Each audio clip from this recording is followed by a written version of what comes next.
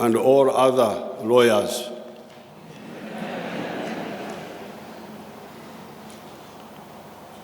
In order to round up this topic, I think it would be good to talk of the constitutional mandate of the judiciary, but also the historical mandate. This is the problem I see in many of the African countries. They do not put their mandate in the historical context. You remember the judiciary is one of the three arms of the state. There are these three words: country, nation, state. I had time to explain this sometime in Ginger. Country is the land where you live. I think it is from Latin. The land before you. Nation are people who are descended from one ancestry. Because that word nation is also, I think, originally from Latin. It must be meaning natis, something like to be born. So nation are people who descend from one ancestry. State is the organized authority over the land. You can therefore have a country without a state. We have a number of them. Somalia is one of them. It's a country called Somalia, but it has no organized state over it. Central African Republic, you can even Uganda was almost becoming a country without a state. So, first we need to grasp that issue of state.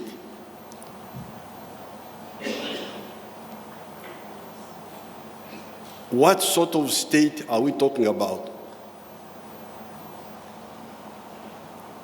In the last 600 years, this land here, where we are now, has seen three states. One state were the tribal states, the kingdoms, which were here before the Europeans came. Those were the state. They had their way of doing things. Then we got the colonial state, which subdued those kingdoms and created a new state. That colonial state had a historical mandate, had a mission. They were here to colonize Uganda in the interest of whatever.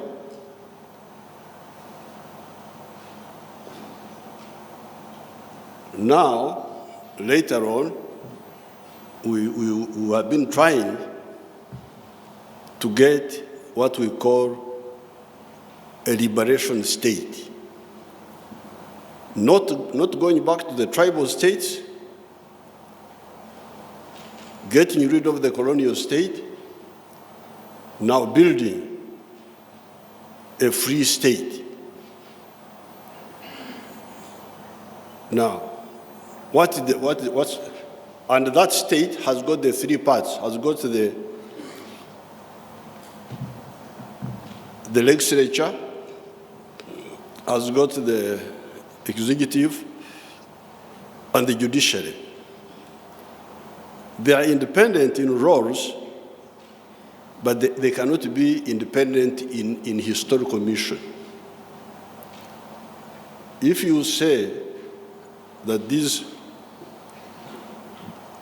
branches of state are independent in terms of the historical mission, then you are off the point. The historical mission must be the same, to build a free Uganda, an independent Uganda. Not to go back to the tribal states because they had failed, that's why they were colonized. Not to go back to the colonial state because that one was a parasite, but to build the free state. Now, recently I was in London, and when I am in some of those fora, I can see that the foreigners are confused about Africa. They see a very rich continent with a lot of water, with a lot of good land, but poor. So they wonder, although they don't tell you, these foreigners who are here, they may not tell you, but they really think there's something wrong with you people. They may not tell you, they may be polite, but behind you can look, you can see in their eyes. They are wondering, how can people be in such a rich land and be poor? So that's why, in addition to the narrow approach of the constitutional mandate, I would really urge you to add the word historical mandate of the whole state. What is the historical state of this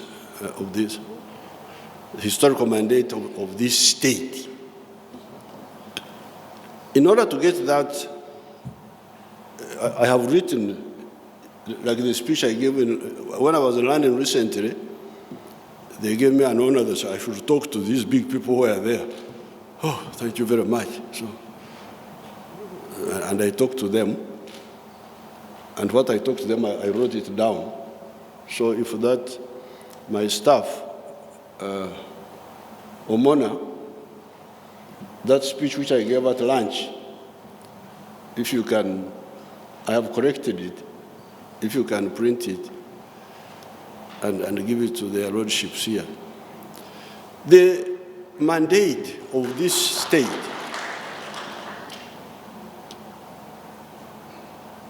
is not a mystery.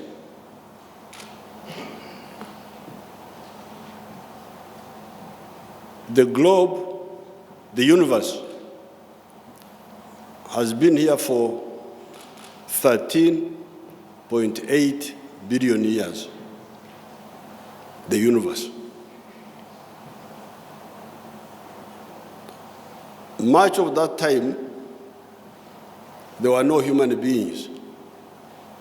There were all sorts of other creatures. But the human beings emerged 4.5 million years ago.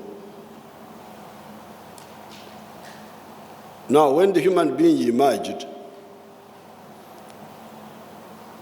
he was faced with two problems. Problem number one, oppression by nature. Nature is always causing problems to man in the form of drought, in the form of locusts, like the ones which are threatening to come here, in the form of floods, in the form of landslides, in the form of earthquakes. That's why our people had all these names, Musisi.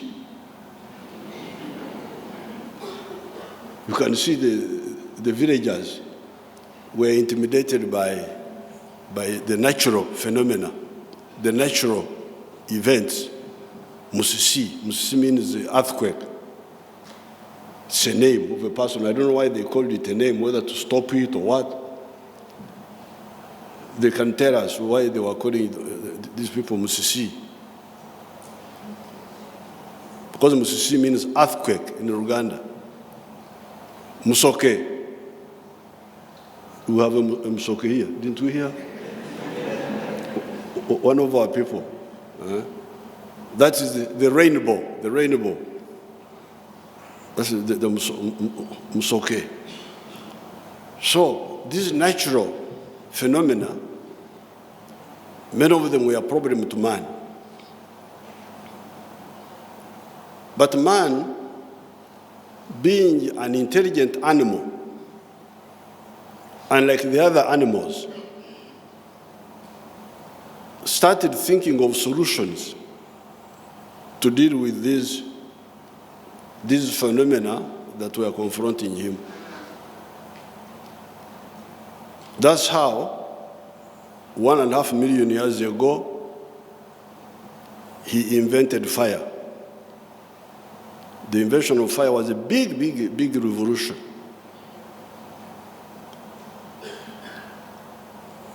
"12,000 years ago, man invented agriculture.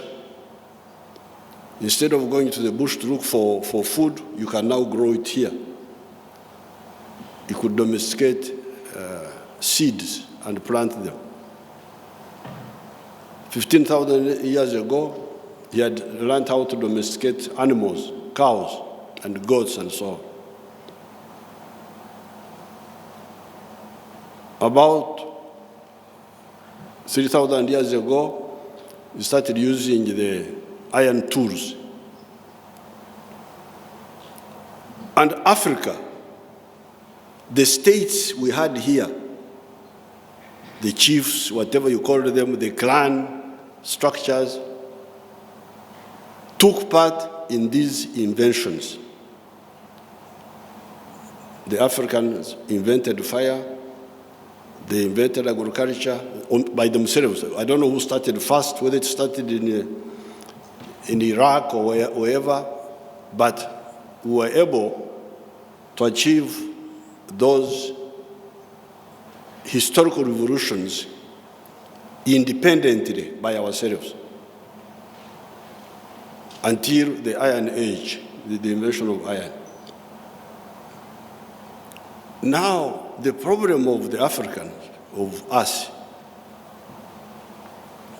starts about, because all these years, 4.5 million years, when man is doing all this, he's using muscle power, the human muscle, the hammer, the blacksmith using the hammer, wielded by hand. He's using the hoe, he's using the panga, all wielded by human muscle. The women tie children on the back, find children riding on the back of their mothers. The pot, going to the well to collect water in a pot, and sewer, all human muscle, human muscle, human muscle. Or in some areas, animal muscle. In some areas, they were using horses, oxen, donkeys. But the problem which Africa has been having starts about 1440. 1440, a German man called Gutenberg invents a printing press. So now printing is no longer by hand writing, but by machine. In 1698, another man called Thomas Savery invents a steam engine for pumping water. Then in 1800 something, another man called Stephenson converts the steam engine to pull the train as a locomotive. So, for the last 600 years, some parts of the world shifted from muscle power to machine power, while we here in Africa remained with muscle power, largely. Secondly, in the 10th century, the Chinese invented gunpowder. But the Chinese did not use gunpowder for war. They were using it for amusement as fireworks, to make fireworks. But the Europeans soon picked it up and used it for war.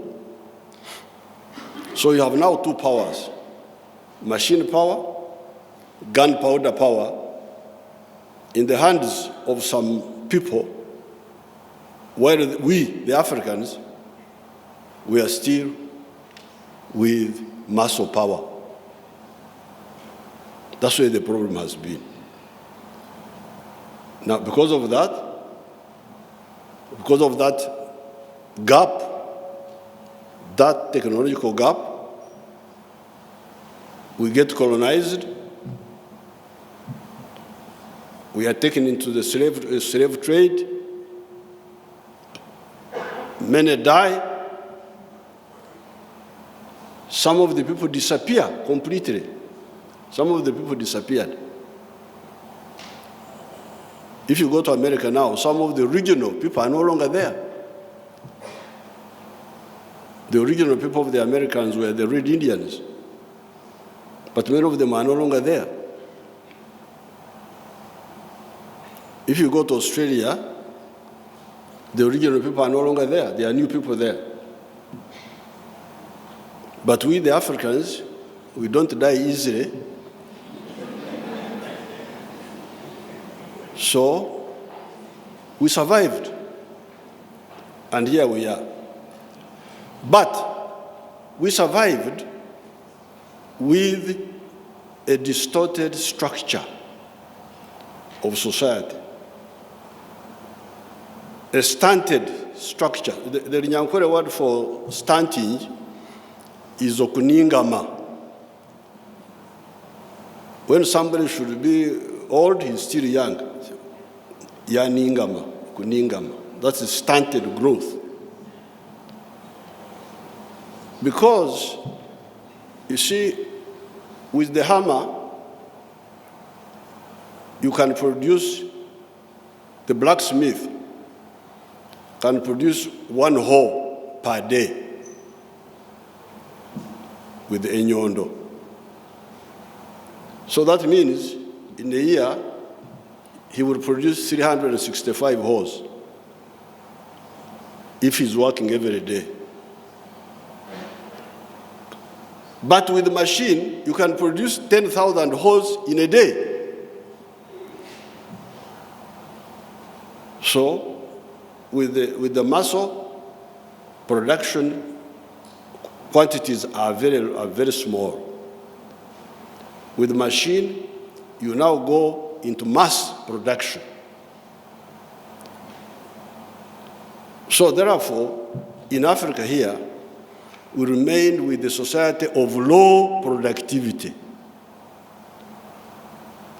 Low productivity. And when you have got low productivity, it also affects the society.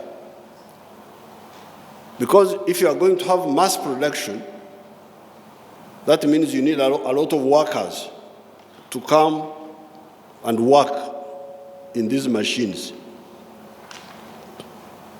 So you create an industrial working class.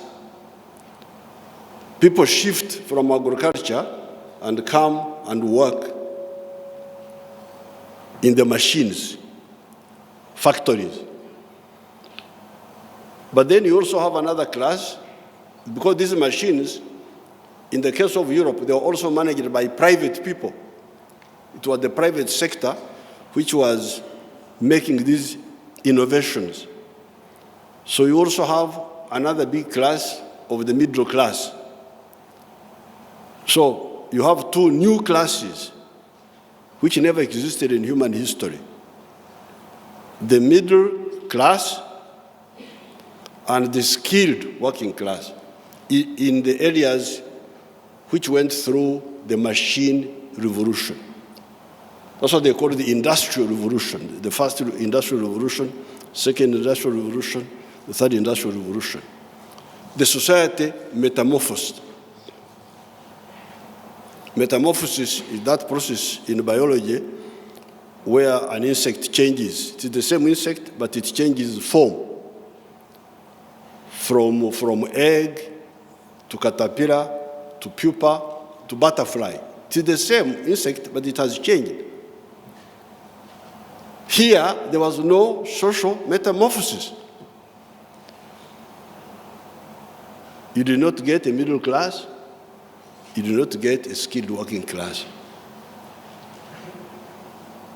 You remained with peasants and with feudalists, these who fall down, and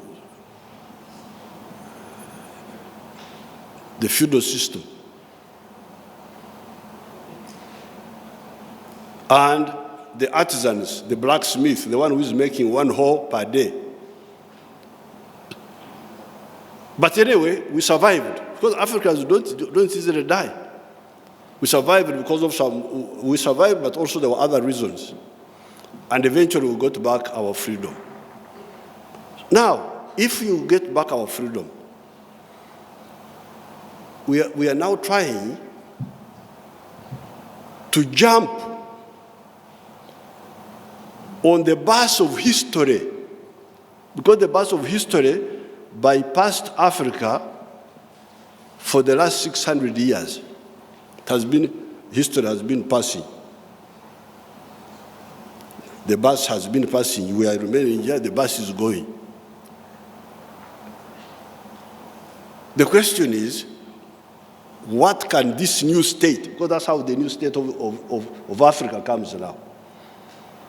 The new state, not the tribal state, which failed. Those tribal states failed. Not the colonial state, which was our enemy,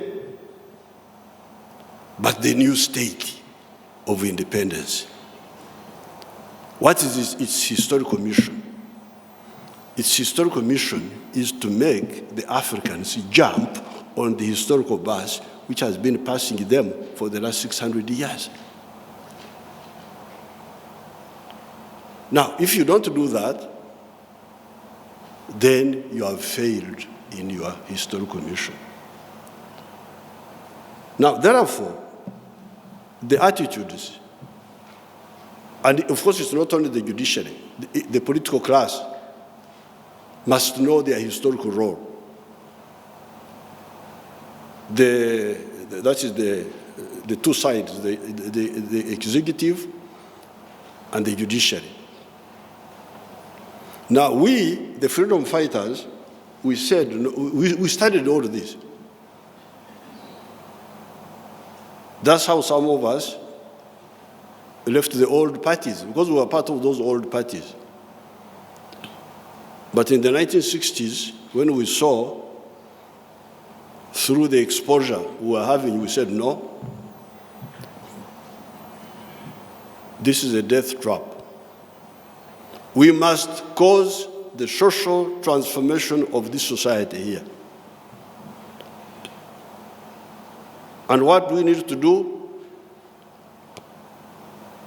And we should change it through production, because you cannot change the society through talking. We must make them get involved in modern production of wealth and creation of jobs. And what does that mean? It means that these fellows, all these Ugandans, and the other Africans must get involved in the 4 sectors that we identified. Agriculture. They were in agriculture. The Africans were in agriculture. But they were in agriculture. Do you know people called Abagwere? Have you ever seen a Mugwere in your life? Let's see whether there's a Mugwere here. Please stand up if you are here. Don't mind your lordship. Stand up.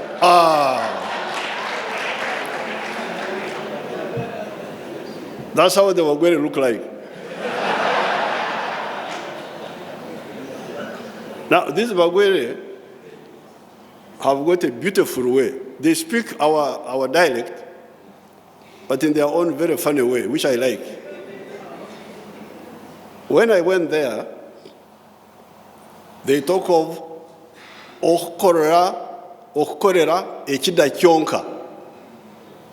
Okukorera ekida kyonka. Working only for the stomach, but for them the stomach they call it echida, which is actually a very good description. Because the others say enda. In Runyankwere you would say okora enda yonka. But for them, they spoil it completely and say, okora. And that's why I liked their description. They said, okorera ekida kyonka. In Luo, we say, teach mecham keken. Working only for the stomach. So the Africans were in agriculture, but they're working only for the stomach. What we call in our language, in the English language, subsistence. So that revolution, we had to make sure that these fellows who work for the Echida Kyonka in agriculture must work for the Echida, but also for the pocket, for the money. They must be commercial. It's a big struggle. Because here in Africa, fools don't die. You can be foolish and you still survive. In Europe, if you are foolish, you die. Finish. In no time, you stay outside, you freeze and you die. The issue is resolved. But here, you can be foolish. You just depend on your parents or on your relatives. You roam around. Somebody just comes and says, where are you going? You say, I've come to see you. The problem of Africa, this huge continent, Africa is 12 million square miles. India is 1 million square miles. So you can fit in Africa, India, 12 times, and it will fit there. However, even today, the population of India is still bigger than the population of the whole of Africa. So the problem of Africa was this huge land mass with a lot of resources, with smaller population. Foolishness there can thrive. Because the resources are there, you eat mangoes, you don't have to work. You can find somebody sleeping in the streets. He doesn't die quickly, he dies slowly, but it's not dramatic. So that's the first thing you had to struggle with. To make sure, up to now, we have been I've been fighting this for the last 60 years. I started this struggle with my villagers there in 1959. When I went to Mbara High School, when I went back home, I started telling our villagers, because I visited Mbara Stock Farm, the government farm. And when I went back, I started challenging those fellows there. Just there, seated, drinking their pombe, talking. They are not bothered. They are living a bad life, but they don't know it. So even by the census of 2014, 68% of the homesteads in Uganda, we are still working for Echida Kyonka. 68%. Only 32% are working for money of the homesteads.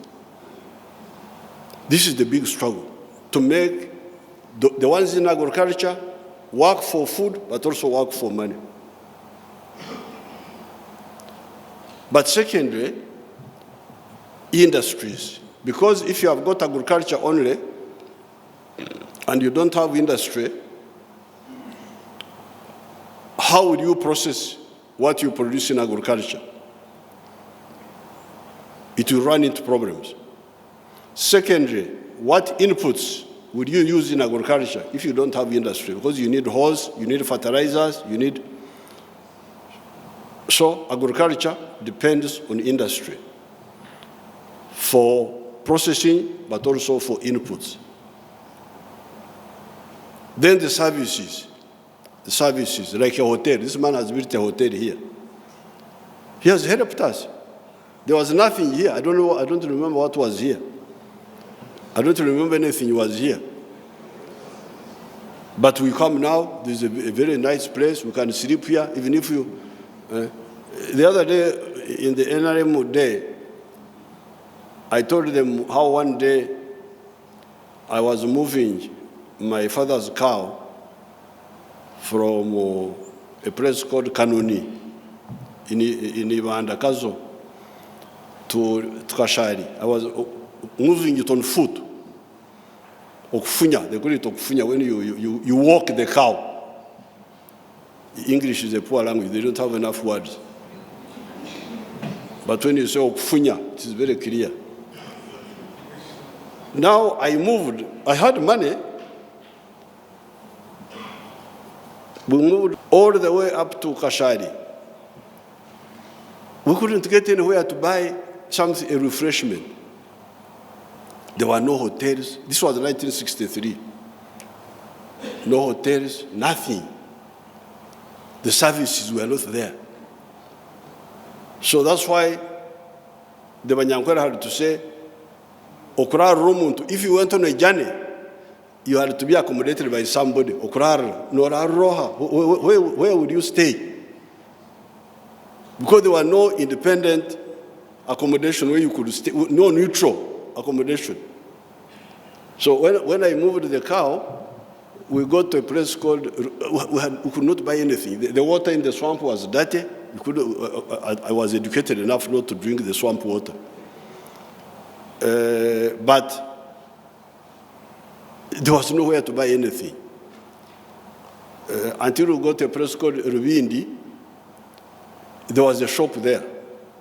And the man had kohokora. So I left my colleague wrestling with the cow, because we had to tie the cow with a rope. And somebody, were two. One was holding the rope. So I went in the shop. I said, please, sell us skora. He says, you bring empty bottles. Bring empty bottles from, I am walking with the cow. Where do I get?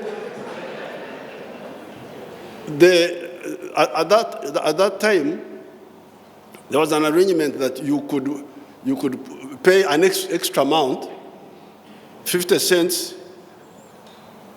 in exchange for the bottle. But the man, why services were zero? Services, hotel, transport, what have you, very, very, very difficult. So that's why we say, for you people to get on the modern bus,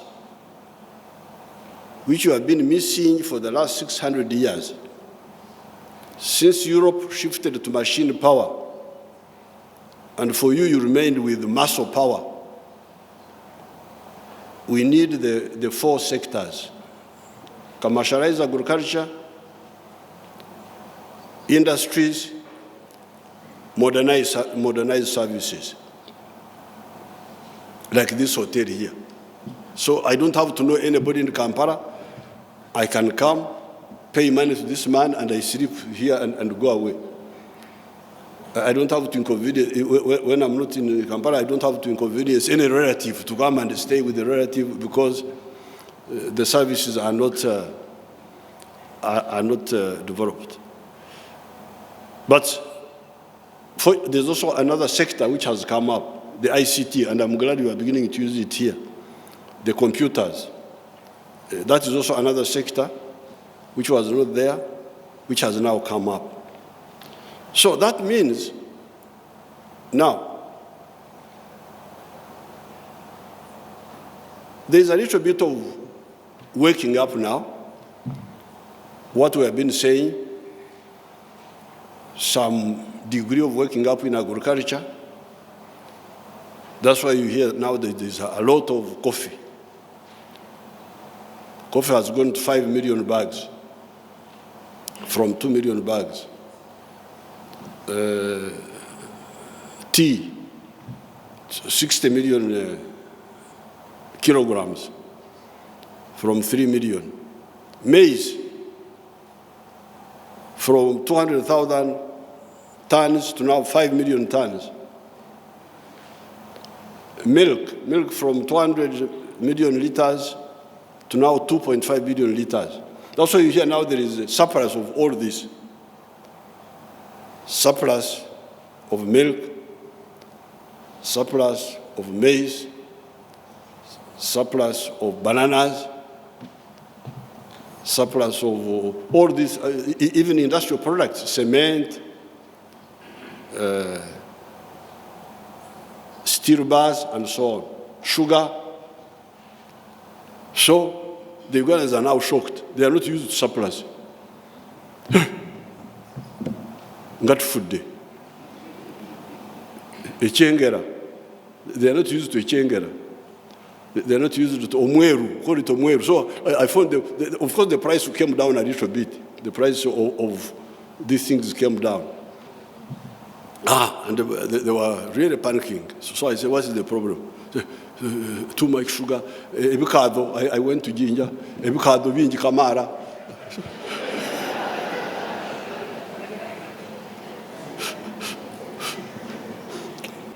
So the question was, avocado, bingi kamara, what are you using them for? Sukari. Sukari mwingi ino. Okay. Sukari for what? For them, they are talking of sukari for chai. But don't you know this sukari for Coca-Cola, for making Coca-Cola? Because according to the figures, this one is still being imported. And it is taking something like $50 million. The Coca-Cola are using imported refined sugar.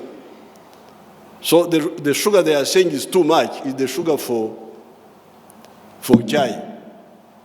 But the sugar, the more refined sugar for Coca-Cola is still being imported.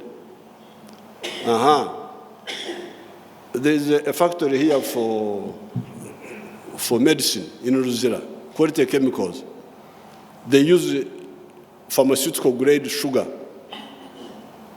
to make what do you call it? Syrups for medicine for children. That one is being imported. So I said, you are talking of surplus of sugar, actually you don't have surplus. you are still asleep. Mucharambaire, ukulambara, that's what we call it in Rusoga. Mucharambaire, you are still asleep. Let's now bring people to process, to refine this sugar for tea, refine it more, so that Coca-Cola doesn't import sugar for beverages, they buy yours. Then the one for medicine, and so on. Those Banyankole there, amate. What is the matter now? The milk is too much. What is the problem? But I heard that in the US, they are buying a chemical called casein or something like that. There is a protein they are getting from milk. So the milk they were talking about is just milk for drinking. But the byproducts of milk, those ones they were not talking about. So people, after a long, long struggle by us, people are beginning to wake up and produce using machines. The sugar factories, the milk factories, more modern methods in agriculture, and because of that, production is going up. And because production is going up, we now have the problem of the market. Who buys what you produce? The internal market is no longer enough. The regional market is no longer enough. The other day, the Kenyans blocked our milk because the milk is much in Kenya and also much here. They also blocked our sugar. So, your people here are beginning to get out of sleep, to know that to live a modern life, you need to produce using your machines, and when you produce using your machines, you produce on a big scale, and when you produce on a big scale, you need a big market. So that's why I don't want to take you into politics, because otherwise you will say that I have politicized your forum. But now, coming to your side, there's also bara in the judiciary. You can find the judges are also asleep. How? Because we are trying to get you on the historical bus of modernization, of machines, which has been bypassing us for the last 600 years. We have been having a big deposit of phosphates in Tororo at a place called Sukuru. It has been there. Ever since I came in government, that deposit was there. I tried to get investors who are happy, they were not interested. Recently, I managed to get Chinese. Because Chinese are a new force, they have a lot of money, and they have capacity. So when the Chinese came, I had been talking to the Europeans, talking to the Indians, about the Sukuru to compensate. There are some Badama there and some Bateso there. To compensate them, they needed 40 billion shillings to compensate them. Madvan said he had no money to compensate them. Then the government tried to say, okay, we shall compensate them, but you look for the money to build the factory. When we were still struggling with that, the Chinese come. When they come, they said, that's all rubbish. We shall compensate these people. They compensated them and they went away. 40 billion cash, they paid them. Then they came and said, oh, by the way, we are not only going to produce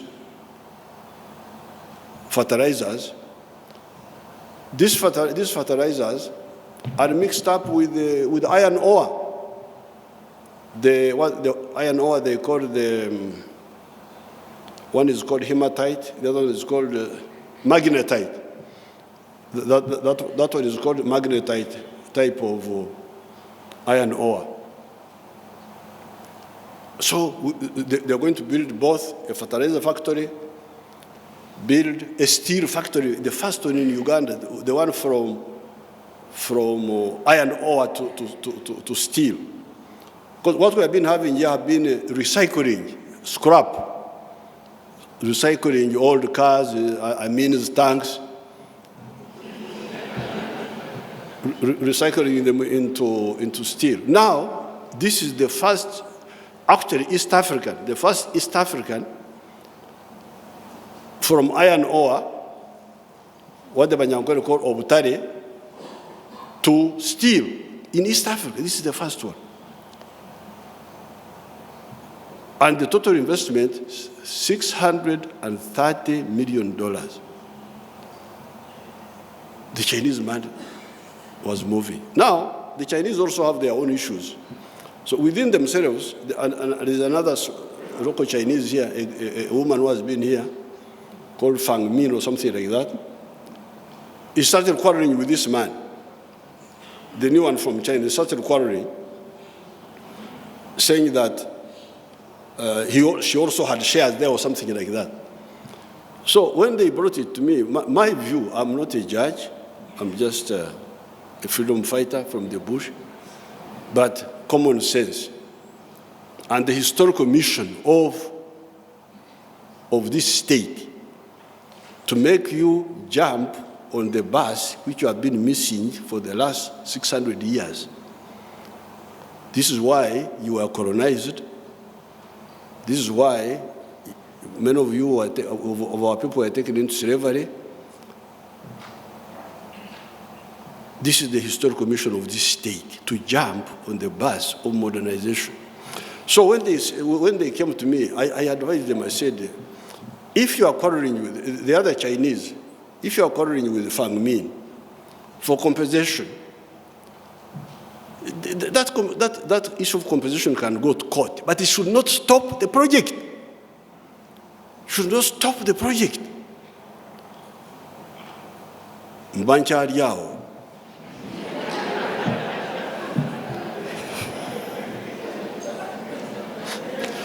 Because that's how the Africans survive. They're in no hurry. You can see the language also is not in a hurry. Mbancha Yao.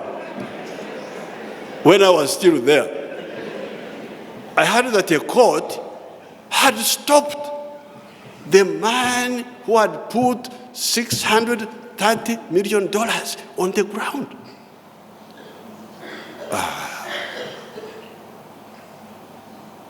It's really not.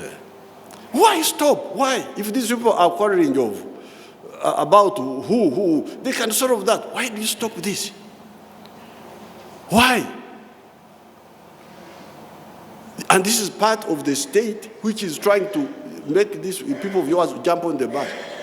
So the Chinese man was almost committing suicide. Then I started ringing, I rang Chief Justice, I rang who, I am a lobbyist now.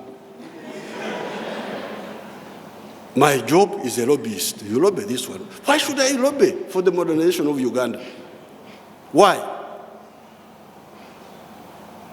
So, that's why when I heard that you were here, I thought I should come and really talk to you. This is not just constitutional mandate. It is historical mandate. Are you going to help your people get out of the pre-industrial state, which is what they have been in, or are you going to?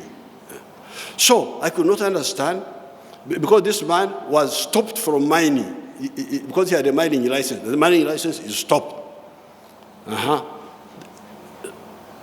Fortunately, I heard that the other day, that I don't know what happened. The man was about to kill himself, but I heard that it was lifted. That's what I heard. So, I'm just here to please, because it's too much cannot, what is the logic? You could tell me, what would be the logic? I'm now here, when these foreigners leave, you tell me what is exactly.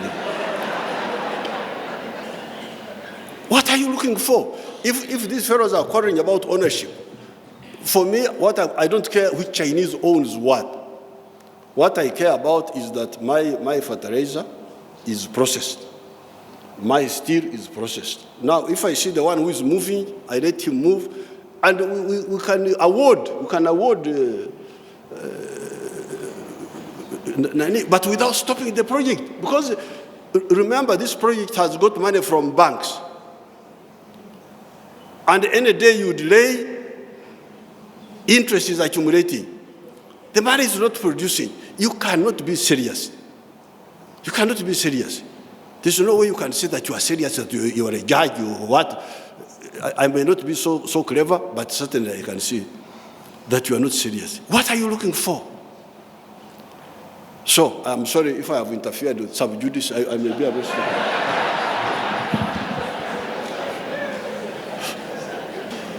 But at least I will die when I have spoken up. So if we can agree, really clearly on the historical commission, there should be no delay of these huge projects which have got financial implications.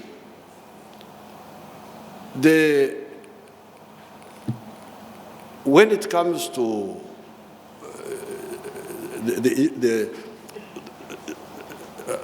the Chief Justice was right on, spot on, when it comes to the issue of remuneration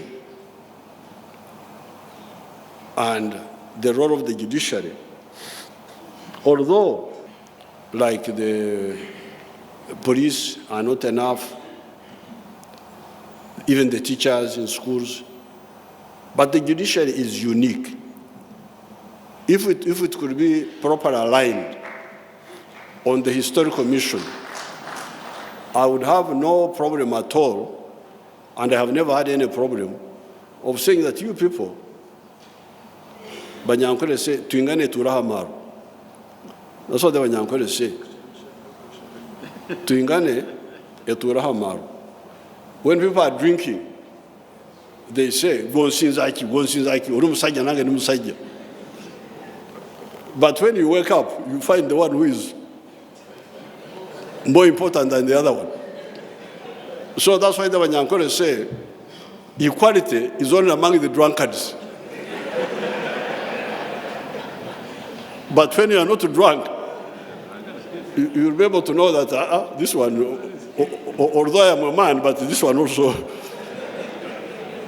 So really, the judiciary have a unique role. Because okuramura, that okuramura, especially if you use our words, they are much better than the English. I don't know why you like English so much.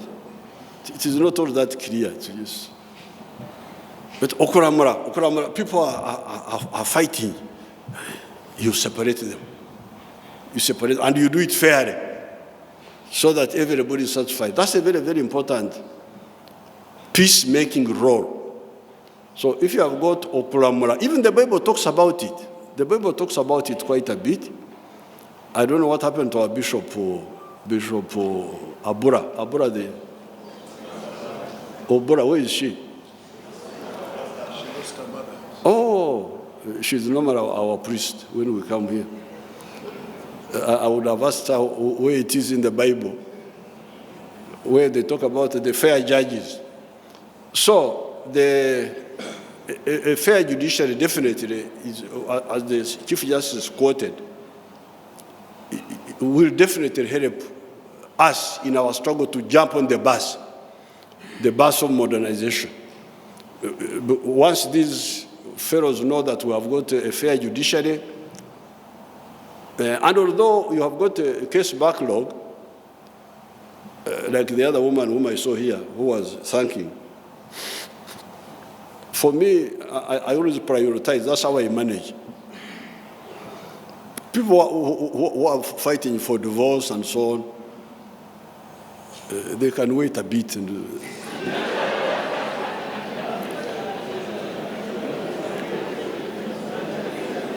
Let's first deal with the case of murder and commercial disputes, because these commercial disputes are the ones going really to shape our future. If we can handle those, you may not be able to handle those 10,000 cases, all of them at a go. The ones of divorce, the ones of all those little things. But murder, land also, if it can be, but of course the land ones. But at least murder and commercial cases, if we handle those quickly and fairly, your economy will grow. It is already growing. It's already growing. Because I am opening factories, but these bottlenecks are the ones which are causing us problem.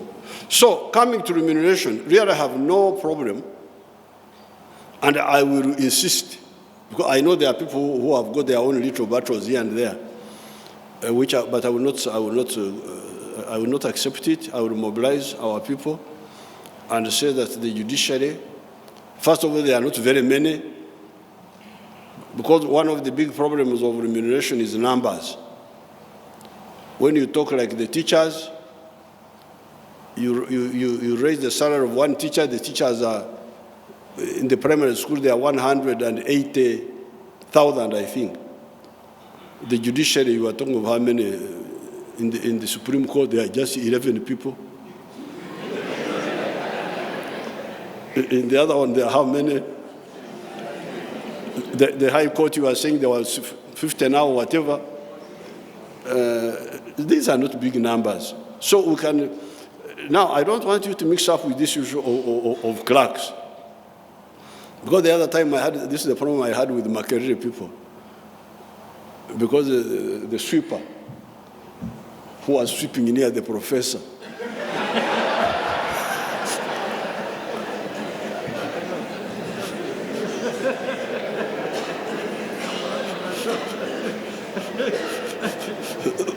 that because he's sweeping near the professor, he's also like the I said, please shut up.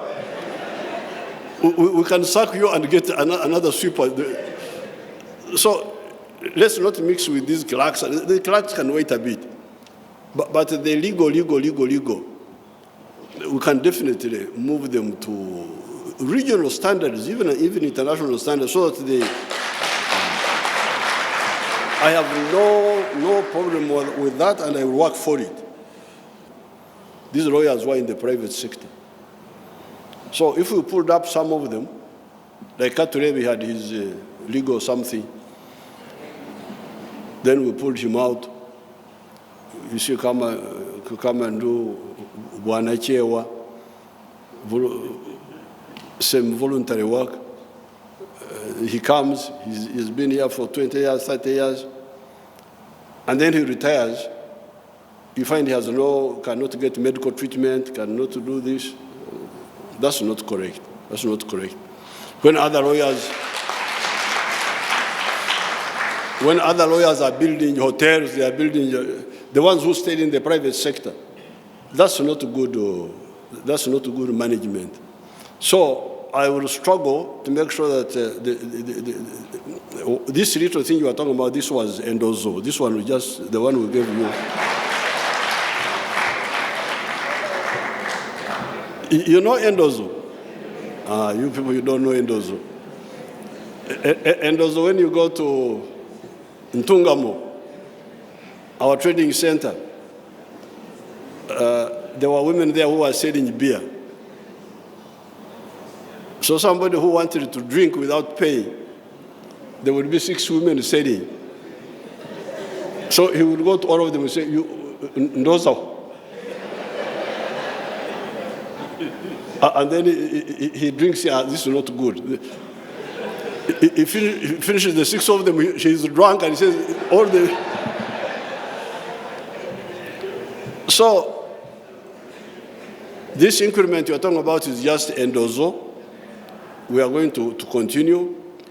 But more importantly, even when they retire, My view was that they should retire with their either full salary or at least 80%, the pension side, or at least 80%. And that one I'm also going to insist on.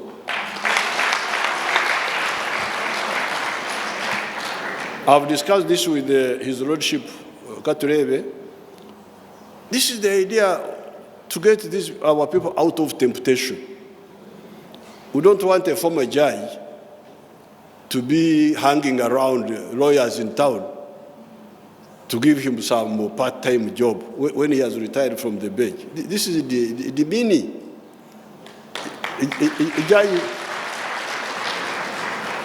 A judge should be like a former president. When Museveni retires, you will never hear Museveni working. You know, the other time when we were having our battle here with the exchange and all that, a European came and said, you know, that I should go and be Secretary General of the UN. I said, what? Secretary General of what? UN. President, Secretary General is the Karani of...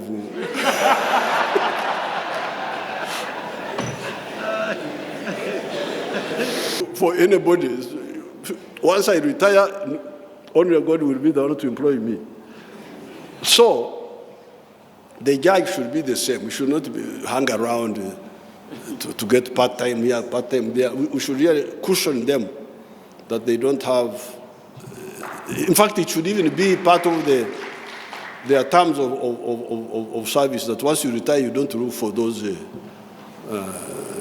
employments. You just retire and in your dignity, you go with your car, you go with your escort. How many are they? There are not so many.